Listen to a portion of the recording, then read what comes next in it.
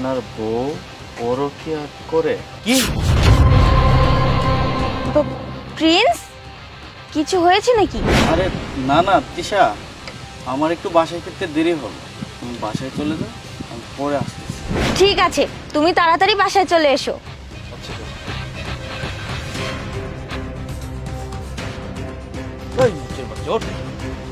কাগজের মধ্যে কি সব যা তা বলতে বল লিখে রাখিস? ছাড়েন, আমি যা বলতাছি সত্য কথাই বলতাছি। আপনার স্ত্রী আর একটা পরপুরুষের সাথে পরকিয়া করে। আপনি তো থাকেন না বাসায়, তাই দেখতে পারেন না। আমরা রুটে ঘাটে থাকি, আমাদের চোখে পড়ে, তাই আপনাকে সতর্ক করে দিলাম। স্যার, আমার কথা যদি আপনার বিশ্বাস না হয়, তাহলে আপনি বউরে যায় ফলো করেন, তাহলে বিষয়টা বুঝতে পারবেন। ঠিক আছে, মানলাম। যদি তোর কথা সত্যি হয় তুই বেঁচে যাবি, আর যদি মিথ্যে হয় তোর কিন্তু খবর আছে, বলে দিলাম। ঠিক আছে, আপনার বউরে ফলো করেন, তাহলেই বুঝতে পারবেন বিষয়টা।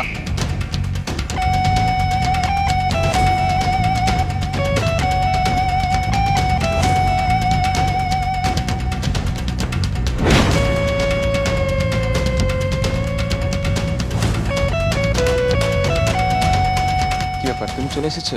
হ্যাঁ, জানো ভালোই হয়েছে। আজকে আমার হাজবেন্ড নাকি বাসায় ফিরতে দেরি করবে, তাই ভাবলাম তোমার সাথে জুটিয়ে প্রেম করব আর অনেক দূরে ঘুরতে যাব। আচ্ছা ঠিক আছে। চলো তাহলে। বাহ তিশা বাহ, তোমাকে বলেছি বাসায় যেতে, আর তুমি এই ছেলেটার সাথে কি করছো এখানে? মানে প্রিন্স, তুমি তো বলেছিলে বাসায় আসতে লেট করবে, কিন্তু আর এই ছেলেটার কথা বলছো? ও হচ্ছে আমার ভাই ভাই, খালাতো ভাই।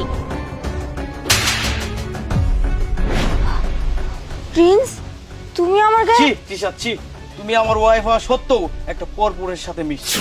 হ্যাঁ, আমি বুঝতে পেরেছি এই মুচিটা আমাকে ঠিকই বলেছিল যে তুমি পরকীয়া করো, সেই জন্য আমি তোমার পিছু নিয়েছি।